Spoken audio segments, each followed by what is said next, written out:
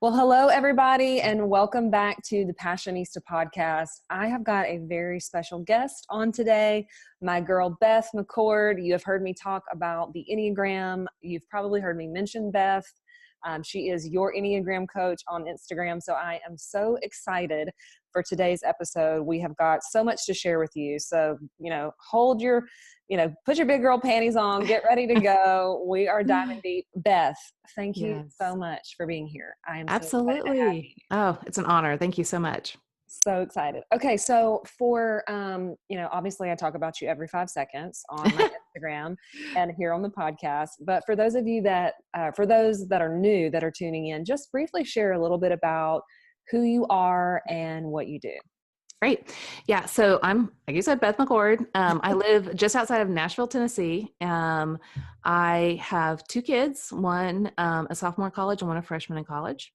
So kind of empty nesters, though our daughter is still living at home while she goes to the community college. So I don't have to cry too much. She's still here.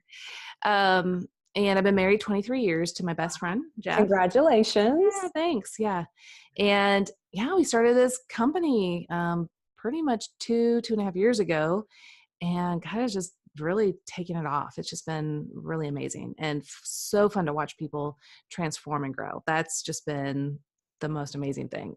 I'm like, I do this as a job. What? So yes. So I just love what I do. And you can just so tell you're so passionate about it. I love your Instagram. Like you just over deliver on the Your Enneagram Coach Instagram page with all of the highlights and all of the information. But so let's back up for a second though. So you and your husband started this company, which is your coaching practice for the Enneagram, correct? Right. Yes. Okay.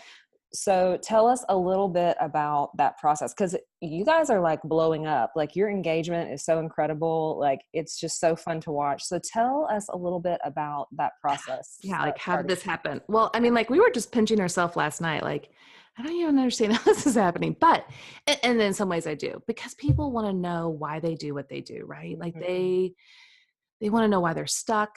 And they also want to know why they're growing. Like, I mean, like, how did that happen too? And we just have the unique privilege of knowing some of these insights from the Enneagram personality typology, but how it happened, that's kind of a fun story, fun, painful, all of it in between. So I am a type 9 on the Enneagram, and a lot of people get to know what that is, and some people already know what it is. But as a type 9, we don't know ourselves very well. We can put other people, like get in other people's shoes really easily, but our own. It's like we're driving in a fog and we have to go a little slower. And it's like people say, well, where do you want to go? I don't know. Like I can't even see like a quarter mile ahead of me. What do you want to do? And then we'll merge with them. Right. So with my husband, he knew he wanted to be a pastor. He felt called to that. And so it's just really easy for me to merge into his calling. We got married at 20. And, we didn't even know ourselves then, let alone each other. Yes. Like your brain isn't even fully formed when you're 20 years old. It's like crazy. You have no idea who you are, but let's get married. Let's do it. Yes. The advantage we had, one, was the Lord. And 2, it was that we're just both very committed people. And that's great because, man, it was rocky. Those first 5 years, it was like, what just happened? And I'm sure most people can relate to that. It's like, wait a second, I thought like we were like going to be arm in arm and see the world the same way. And then you get together, married, and you're like, wait, what? So here we thought this dance was going to be really beautiful, and we start stumbling all over each other. And so I felt as a 9, I'll just merge with him. I'll just go along to get along. Well, we all sabotage ourselves with the things that we think are going to help us in life. And so though that did help in some ways because he did have a specific calling, I didn't, it also perpetuates a problem where my problem was not getting to know myself and stepping out in life and doing more. And then we had 2 kids by the age of 25. And I did feel called to be a stay-at-home mom. And I loved it. And it was also the hardest thing I've ever done. Oh my gosh. Some people are like, I just love babies. And I'm like, that's just hard for me. To grow up. I do. I need you to grow up, but then you don't want them to grow up too fast. I mean, it's just all these these emotions that just kind of collide inside of you. Daughter went to school, and so around 8 years old, I realized I got some free time. So I became the administrative assistant at the church that my husband was an associate pastor at. And so the pattern was, I can do a lot of things, but I'm not going to put myself out there and really become anything significant, because in the nines world, it's like, well, I don't want to, be a show off or boast about myself, or basically we just don't even know what we're really good at. And then we feel really weird asserting ourselves. Right. So I did a great job as an administrative assistant, but behind the scenes, what was happening was that since my kids were about 2 years old, I had been learning about the Enneagram. And how it landed on me. So we were in seminary, and we had some friends that were going to counseling, and they came back with the knowledge of the Enneagram, or at least some of it. And they said, you should check out this book. Well, the book that they recommended was a good book, but it was a really hard read. It was not. And so the interesting thing, I think for me, it's like when you watch The Matrix and you're seeing them look at this screen with all the green dots, and you're like, what are you looking at? But they are seeing something, and it doesn't make any sense to us. That's kind of how I feel about the Enneagram for me. Somehow I see it and I get it. Right. But all of those years that I was studying it and learning it, I would kind of talk about with my husband, maybe a friend here or there, but just really sheepish and shy. To the point where, like, when people could see how, powerful this was, and like my husband, especially using it with the gospel, they would ask us to, like, maybe do a Sunday school class or do something. And I would push him in front, like, well, you do it. Like, I'll set it all up. Like, this is probably what you're going to want to say or what you're going to talk about. And so, that's just such a nine thing. Like, oh no, not about me. So like, I think this is so crucial, like, especially for so many women listening, like, so you were really like content with like being in the background, so to speak, being the helper, being the assistant, like you were cool. So to speak. Yeah. So to speak. Right. Like you were cool with just like, yeah, like I don't need to be front and center. Like I'm just going to hang tight back here. Yeah. So, and it took you a journey to, like, number one, like even own that this could be a passion or a calling, and then walk that out. So, and I think that so many women, can struggle with that, like I'm good with being in the background, so to speak, even though we know that we're not. So, okay. So let's pick back up. So you're just kind of, I would say, like maybe like putting your toe in the water, like, experiencing this and really like using it yourself at home. Right. Yeah. Yeah. So I was using it a ton in our marriage, my husband being a pastor, and he loves to go deep in stuff, and as the 9, I'm like, really? Like, do we have to go that deep? Because I don't even know what's in there, but it was good for me because it got me out of my comfort zone of not knowing what's going on in my inner world. So I wouldn't be where I'm today without him really wanting us to get to know ourselves well, and then using it together with the gospel. So, and so, we try to understand how we were parenting, or how we were in marriage, or how we were in ministry, and why we did what we did. And the reason why the Enneagram became such a passion of mine is because, as a pastor's wife, all I could see was I am falling into the same pitfalls time and time again. Like, what in the world's happening? Like, am I growing at all? Why do I keep doing the same things over and over? What are these patterns about? Yeah, it was so frustrating. So then, of course, shame and self-condemnation and guilt come in, and to the point where you're like, maybe I should just give up. Like, obviously, I just can't do this, or I'm not good. I can't grow. I'm not going to be useful for people. And in fact, it's the opposite. And so what I learned with the Enneagram is, as a type 9, when I'm not doing well, I go in this very particular path. I have these particular, thought patterns, behaviors, and I can use that as a rumble strip, like on the highway, just to wake you up, like, hey, you're going in the wrong path. Though the lower parts of our personality wants us to believe so much that, no, this is going to help you. Like, for nines, avoiding conflict is the right thing to do. Well, no, it's not. It just creates conflict. Yes. But the personality, the lower parts, is trying to convince you of this. And so you fall into that same pit time and time again. Now I can use it as the Enneagram as a rumble strip to wake myself up and go, yeah, it feels like that's going to bring life, but I know now it won't. And I love that it's like, there's no shame. Like it really takes away the, like, what's wrong with me? The, why do I keep doing this? It's like, listen, there's a healthy, an average, and an unhealthy version of yourself. Like, let's stop going down the shame spirals and beating ourselves up and go, hey, you just need to, not that there aren't times where we need to repent. Like, I'm not talking about like sin issues, but like, it's just personality stuff. Like, let's move to the healthy version. It's so much freedom available. It is. And so for me now, I will, if I'm struggling or whatever, instead of going down, well, I mean, of course, sometimes it still happens, the shame cycle. We're just humans, but I can more or less likely go, yep, I'm struggling. And sometimes I can laugh at it and go, yep, I'm doing it again. And sometimes I cry. But even those days are the hardest that I can't get out of that pit on my own. And I'm like, you know what? I can see it all and I can understand why this is happening. It's just not changing today, but God's grace is new every morning. He's always there. He's there right now. He'll be there tomorrow. He will bring me out of that pit. It just may not happen right now.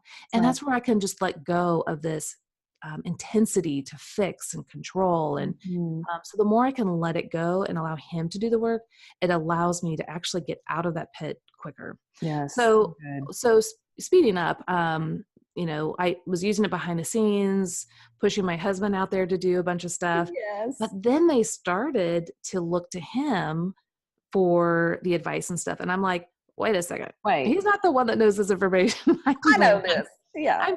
I'm the ones whispering stuff to him. This is my jam. Yeah.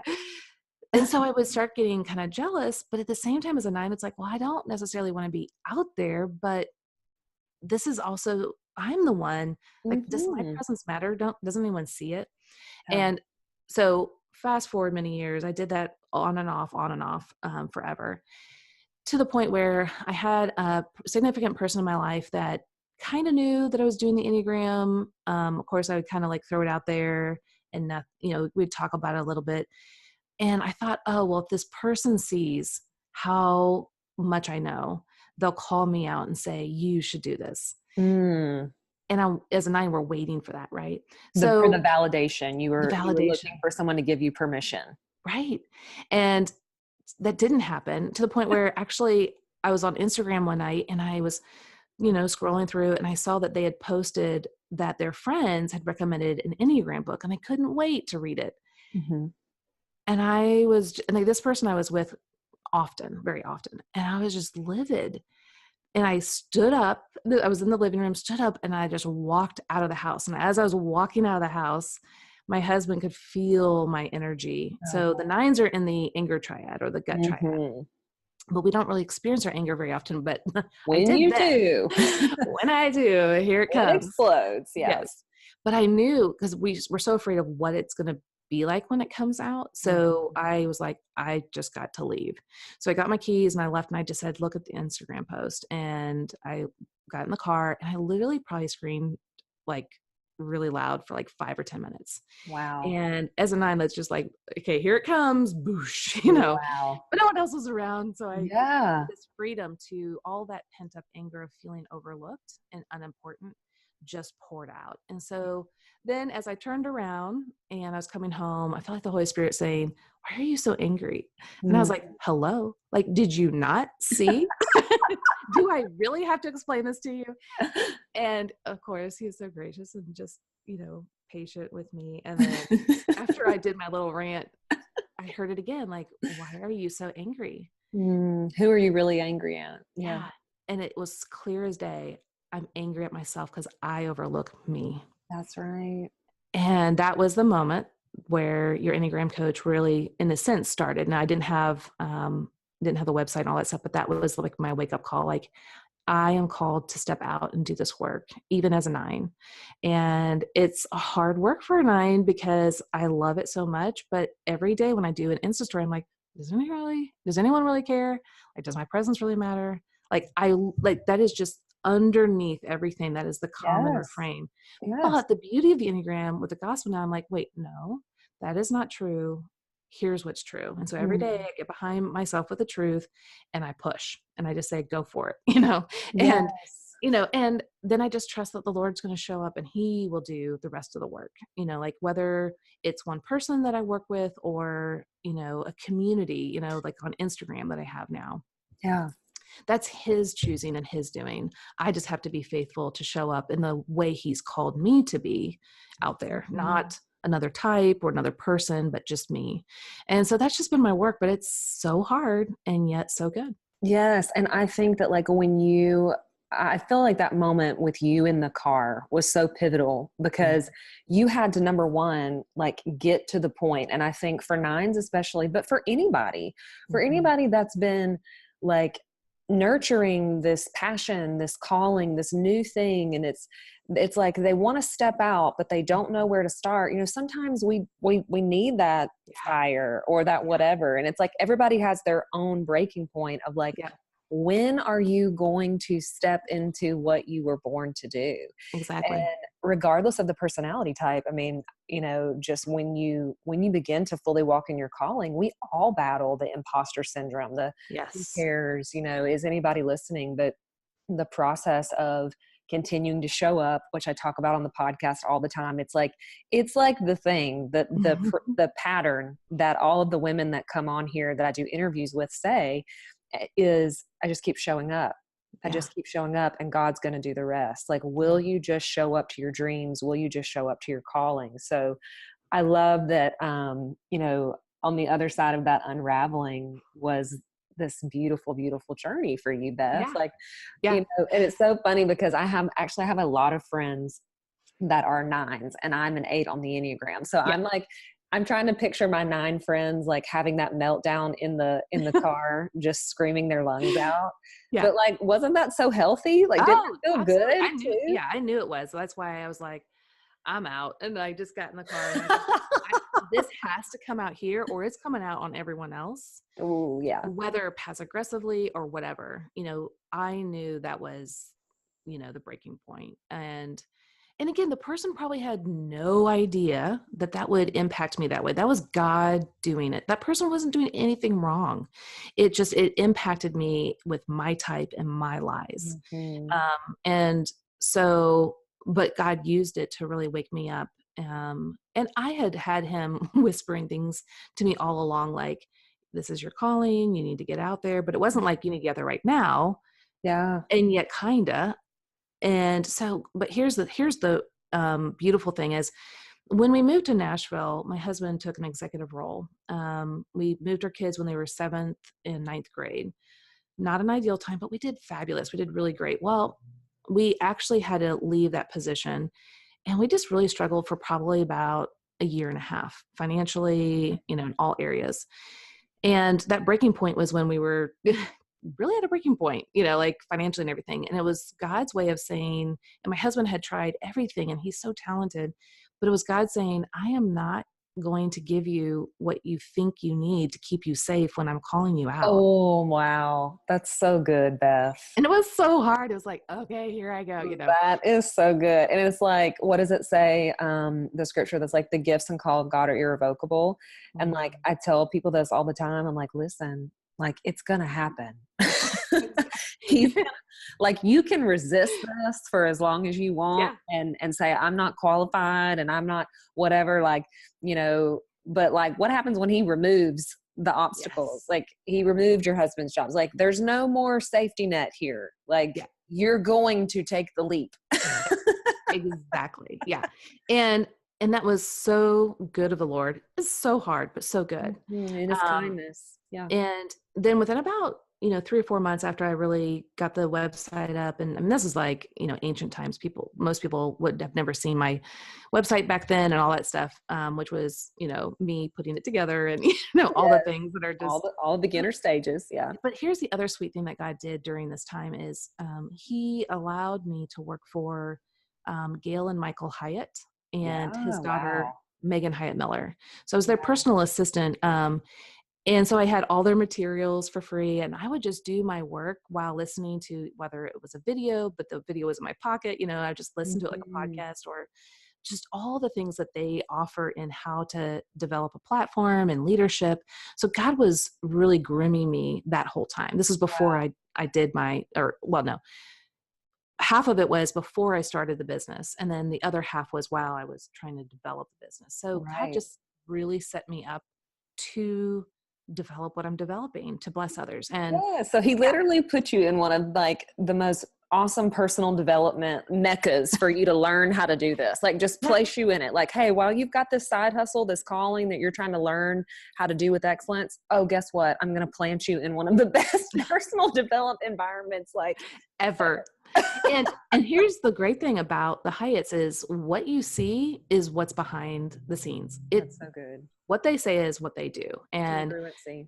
So good. yeah, and it was so good for me to go, okay, that's what they do. Because now that I'm developing a business and I have part-time contractors that are helping me, Mhm. how do I love them well? How do I set up this business for success and for their families, their business, their career? Like I just got to see all of it from Michael Hyatt's company and how they all operated. So, obviously there's sometimes I'm like, oh man, I wish I was still there because I could still see behind the scenes. But Yes. So you were working as their assistant while you were developing the Your Enneagram coach, like on the side, basically, yes. and learning and growing. So how long was that happening? So I worked for Megan for about a year, a little over a year. And then that transitioned into Michael and Gail, Hmm. probably another 8 months. Wow. So you And basically had 2-year like incubator. yeah, well, and Yeah. here's the thing, like, we always laughed with them. They could kind of see the writing on the wall, Yeah. like I was kind of like, you're kind of creating your own problem. Yes. Like, what But do you want me they're to do? Yeah. Yeah, but they're like, some of my biggest cheerleaders and stuff. So, but yeah, so it's kind of like, I'm getting too busy. I can't like do both of these things, Yes. and do them well. But they were just so gracious and kind. But So, yeah, so good. So, but I love that because I think it's important for all of the listeners to understand that there are stages to this thing. yeah, There are assignments, there are learning lessons. Like it's a journey through the wilderness. It's a saga. It's a quest. Like I think yeah, so many people get attached to these timetables where like, it's not happening yet. Or like God will say, okay, this is the calling. This is what I want you to do. But then you'll go around the bend and have to yes, go through a million different things, to get to yes, where you want to go. Sometimes you feel like you're going in the opposite direction, but it's all for a purpose and a yeah. reason. So And love one thing that I learned, from him was, just get something out there. So like when I first started developing my website, I was, already working for them. And I knew that what I was putting together in that moment was going to be so far from where it was going to be at some point that. Right. someday. Yeah. You just got And to get started. yeah, I just got to get started. And I knew someday I wasn't like, oh, I'm going to be so embarrassed, but I was going to know that I was going to laugh someday. Like, oh my gosh, do you remember that? And I Yeah. show it to my coaches now because I have a Becoming an Enneagram Coach course, and I'll put that up in our Facebook group community. Like, guys, I know that what you see right now is this polished, beautiful, Yeah. sorry Website. for the dog, It's okay. website. But what if you can look at this site? So I put it up there for them to see. This is what it was like when I began. Yeah. This is what I did. Just get out there. Let God do the work. Just Be start taking faithful. action. Yeah. Yes.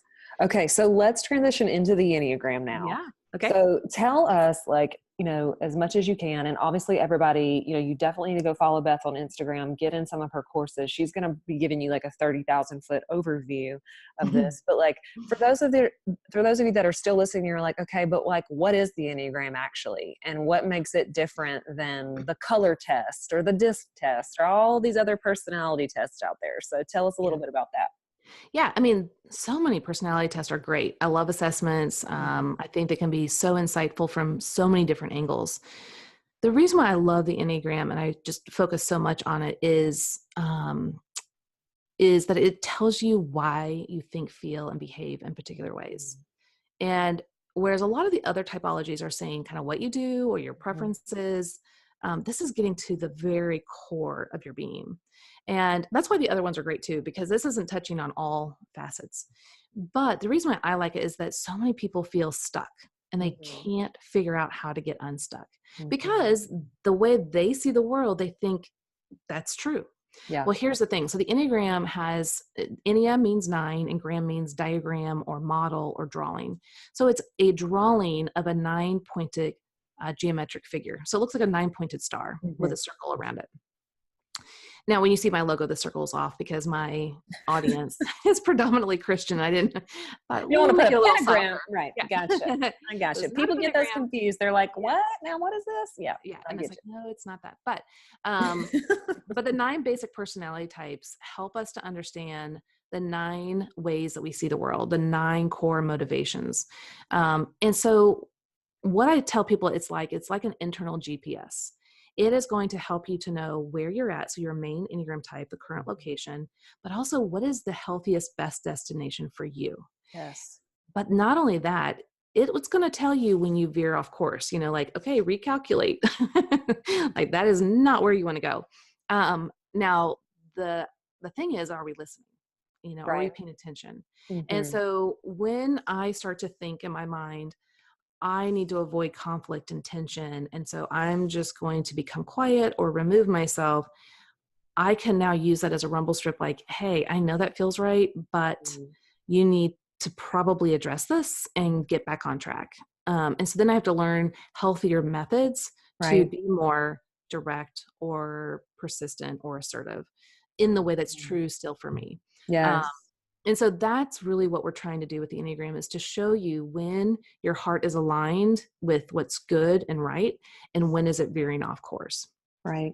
So that's the very core of it. Gotcha. And so when we talk about like how to discover your type, what's the best practices for that? I know you have a free assessment, which I have literally made everyone in my life take. Like awesome. At my last supper club, I'm like, everyone get out your phone right now. We're doing this. So yes. But like, other than that, like, tell us, what are your best practices for figuring out your type and also learning the types of other people? Okay, great. Yeah. So Enneagram is not always the easiest to find someone's type. It can. There's obviously a bell-shaped curve. There's some people it's like very obvious what their personality is. Majority of the people, it's not obvious. And then there's some that can't even find their own type after they've even learned about the Enneagram. So taking any assessment on the Enneagram is only going to be probably 70 to 85% accurate. And the reason is this has to do about why you do what you do.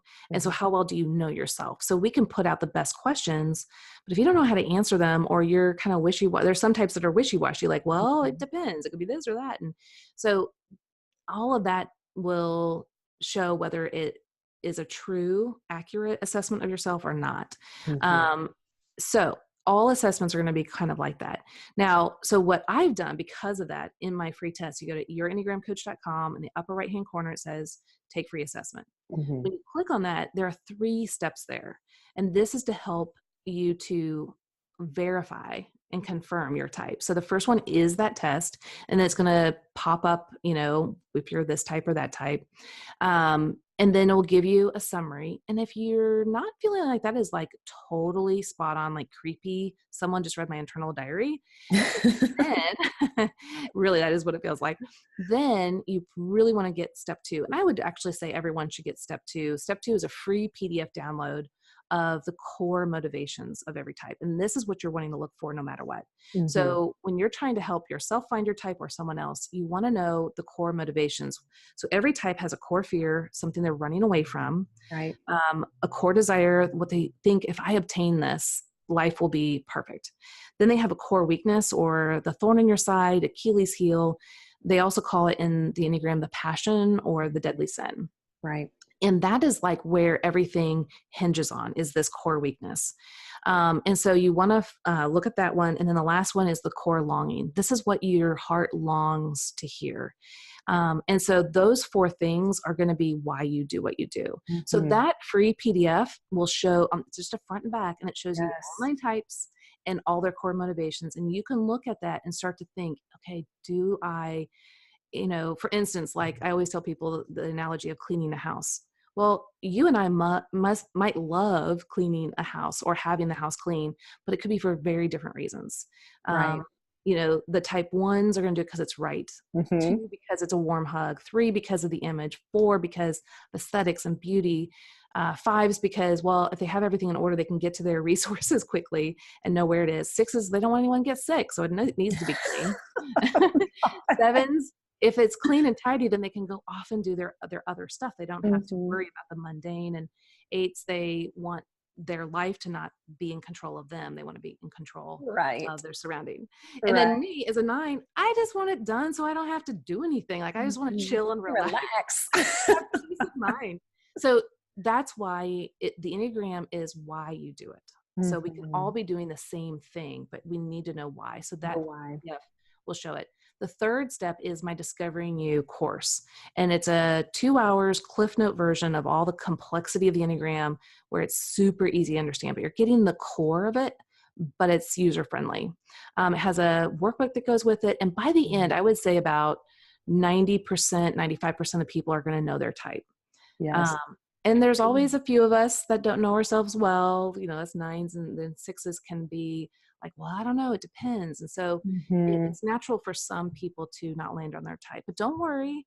That's actually a good thing, because those that don't find their type and they wrestle with it and try to learn actually grow leaps and bounds. So, right. And I think this is so interesting. Like when I have cause I'm an 8. Okay. It's so funny. When I did that free PDF, I'm like, this is reading my mail. This is who I am. This is my life. Oh, and shocker, I created an entire business basically around my personality. Which is beautiful. Which right? is passion, and intensity, and let's live fully alive and find your passion. And so I'm like, oh my gosh. But it's so interesting. I have noticed a couple things, Beth. And so you tell me if this is true or not. Maybe just about people, but I have noticed one is that most people do not they don't really like their type, or they're like, oh no, I'm not, like there's this shame around when they discover what their type actually is, or they thought they were going to be a certain one that comes back and they're like, oh no, like I actually thought I was going to be the 3, the achiever. But when the 8 came back, I was like, oh, I'm absolutely an 8. Tried and true. I'm an 8, 8, 8, 8, 8, like 8 squared. With a 7 wing a little bit, but for sure 8 to the 8th degree. Yes. But, when I didn't know anything, I thought, well, maybe I'm a 3. But do you find one that people kind of get some shame around what their actually type is? Like they don't want to own who they are. And then 2, I've also found there can be some confusion or overlap in the different types. I think 3s and 8s, maybe because they're more aggressive, can get confused. And also 2s and 9s, I feel like sometimes can look similar, even though they're different or opposite or whatever. So can you kind of speak into some of that stuff a little bit? Yeah. So, the first part, wait, what was that again? The first part, do you find people get shame about their types? They're like, I don't want to be that, or I'm not that. It's like, you are that. Yes, they all do, all the types. And it's funny because yesterday I have group coaching that I do, and I had yesterday 5, 6, and 7s. And they're groups of either 4 to 10 people. And it's so funny because it's just them, right? It's not all the, and they're like, yeah, I just think that, our type is the worst or the hardest. And I'm like, no, everyone says that, all 3 groups were saying it. And, I reflect that back, look, everyone else is saying the same thing. And the reason being is we're really kind of striving in our life to not be in the problem spots that we naturally do, those pitfalls that we fall into. And here we have an assessment and a personality typology that literally puts it in our face. And so the Enneagram, you can think of it as a non-judgmental friend who's just going to say it like it is. Right. And so it really is kind of here's your mail.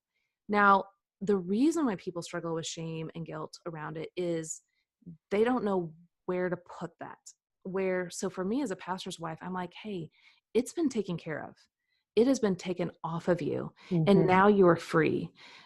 But if you don't understand that concept, Mm-hmm. you're going to allow the shame to really pull you down. Right. And so, yes, all types, because what you're seeing is, oh yeah, here's my cool spots, but our human nature is to see how horrible we are. The And negative. Yeah. so we just kind of focus on that. And it's like, no, stop. Like, let's look at all of it, but also predominantly the positive.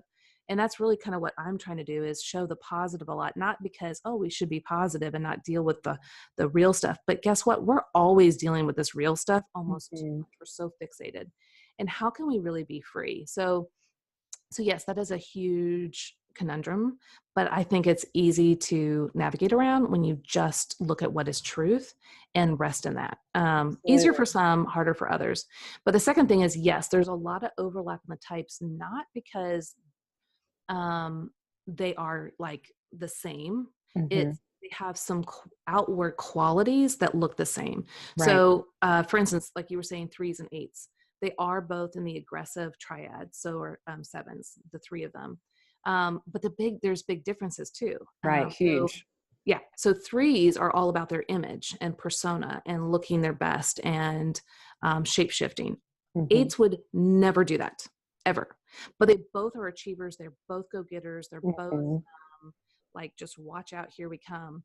But the 8, you are what you are, period. Like, I am as authentic as can be. Don't change me. Whether you like me or you don't like me, I don't care. The 3 is like, oh my goodness, I have to present a likable image. Yes. Very, very different. So when I'm trying to help people find their type and they struggle, I'm trying to get to that very core and Yes. showing them the core differences. That's why when I try to do the Discovering You course or that PDF, I'm pulling back all of the behaviors and looking at why they do it.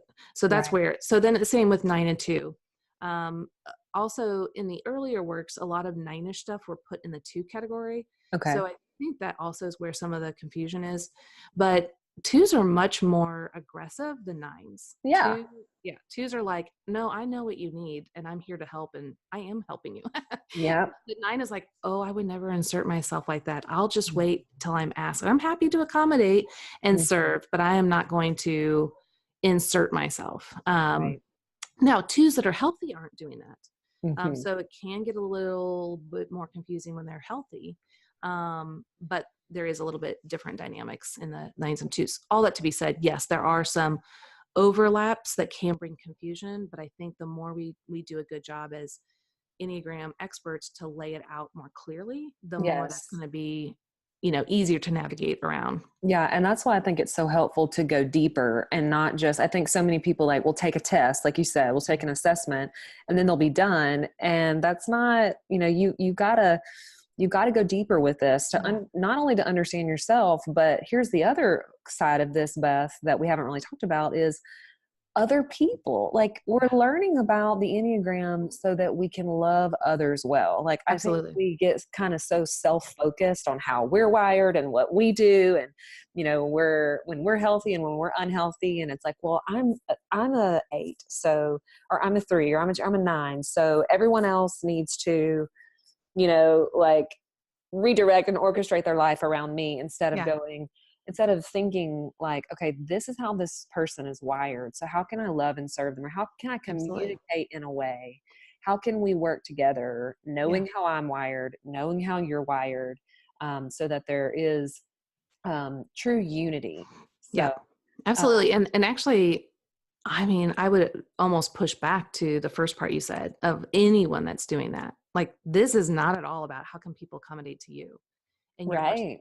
This Yeah. is you doing your own work and realizing that even if other people don't come through for you in the way that your personality would prefer, you're responsible for you, Exactly. period. You're Mhm. responsible to get your own inner satisfaction from what's really true versus trying to get it from people. People can never fully satisfy us, or Exactly. jobs, or materials, or whatever we put out in front of us. The only thing that's going to fully satisfy us is, in my personal opinion, the finished work of Christ. Period. Absolutely. And Absolutely. so if we, even with my husband, now it's a good thing that I let him know what would be beneficial for our relationship, what would be a better way to talk or understand me. Mhm. But at the end of the day, I cannot be so fixated on him coming through for me for my happiness and my joy. Right. Now I have pretty much most of my marriage try to do that. And Mhm. it just doesn't work, It doesn't. The only thing that's going to satisfy us is Jesus, is an intimate relationship with the Holy Spirit. Yeah. And I always say, people are people, Yeah. and the more expectations you have of them, like the more miserable you're going to be. Absolutely. We have to learn to rest alone in Jesus and who he says that we are. And I just love the Enneagram because it just shows you on, so many aspects of his nature too. Yeah. And I just love your work, Beth. I love how you're always pointing people back to Christ. You're always pointing people back to Jesus within their specific type. And anyways, I love how the Enneagram helps you grow in your marriage, grow in your parenting. Like, I've actually had people message me, like when I posted about the Enneagram, they're like, oh my gosh, we've gotten into this, and this is what our marriage counseling should have been.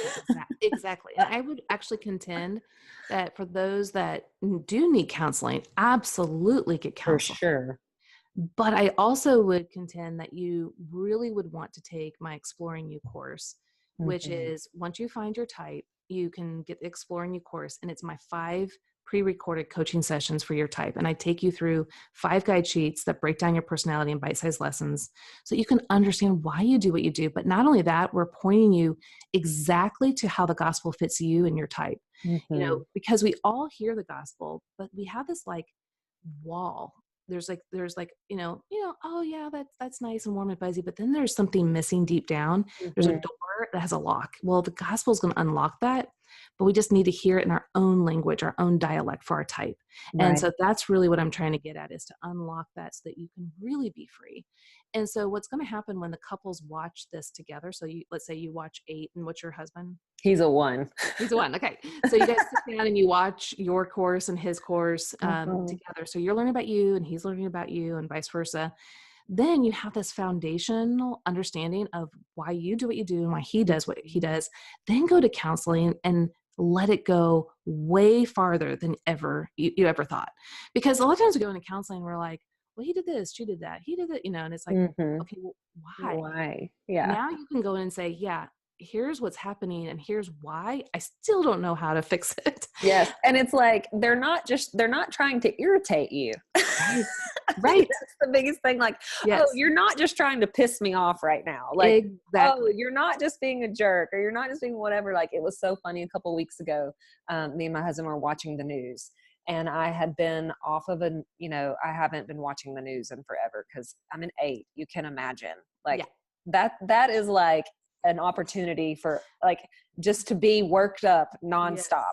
Yes. And so basically we're sitting right where I'm sitting right now in my kitchen and watching the news, and I cannot keep my mouth shut. I mean, I'm like challenging everything that's coming up. Like, and he's like, babe, can you just be quiet? He's a 1. He's like, can you just, like, I wasn't watching the news in the right way. I wasn't listening. I wasn't being, Awesome. he couldn't hear anything that was being said because I was constantly challenging it nonstop. Now, pre-Enneagram, I would have looked at him and challenged him back and been like, don't tell me to be quiet, Exactly. blah, blah, blah. But I was like, I'm just being an 8 right now. Mm. And I go, babe, do you realize I'm being an 8? And he was like, yeah, you are. You're not just trying to, like, you're not just trying to interrupt the news, interrupt my ability to hear the news. You're just being who you are. And we just laughed about it. And it was Exactly. like, what would have been probably a little skirmish Yeah. was like, oh, you're wired this way and I'm wired this Exactly. way, and we both love each other, and it's not a big deal. Exactly. So And that's what I love. That is exactly what I'm trying to accomplish when I'm coaching people or training people to coach, that very thing. Because most of the time we think everyone sees the world the way we do. There are 9 different perspectives. And then they have their own background, right? Their own childhood. I mean, it's just, there's so much. But if we can do that, if we can like put on each other's lenses, like a different colored sunglass, and put on, oh, that's why you do what you do. Okay. And it doesn't mean you have to agree with them. It's just the understanding, the compassion, the empathy that will really allow marriages and all relationships flourish, which is so important. So good. Okay. Well, Beth, thank you so much for coming on today. I know you've talked a lot about your courses. Just tell everybody one more time where they can find you and what the first steps are to working with you. Absolutely. So Instagram is a great place to just Mm-hmm. learn about the Enneagram. Your Enneagram coach is where we're at. And we have just such a sweet community of people learning from there. Mm-hmm. Every 2 weeks, we go through a series and I post up about each type. So you can learn about all the types in that series. But then go to yourenneagramcoach.com and take the free assessment and get the download, like I said, but then go to the online coaching section where you can get your Discovering You course and make sure you found your type, understand the Enneagram on a deeper level, and then get the Exploring You course for your type. So there's 9 different ones. So you have to get the one that's for you. Right.